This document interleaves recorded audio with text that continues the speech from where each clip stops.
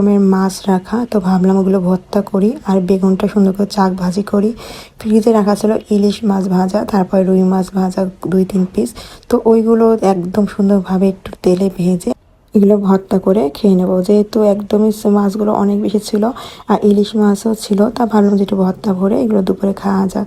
আর আমার বাবু হাঁটবে চলবে আর বিস্কিট খাবে আর খেলা করবে।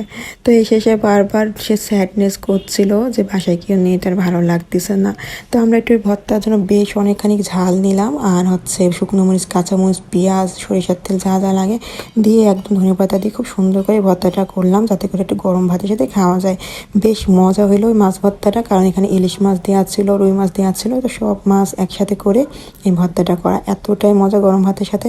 তার সাথে ছিল বেগুন ভাজা, চাক, খুবই টেস্ট ছিল খাবারগুলো। দুপুরে এরকম একটা খাবার কিন্তু খুব বেশ তৃপ্তি দেয়, তাই না, গরম ভাতের সাথে। এই যে আমি সুন্দরভাবে গরম ভাত নিয়ে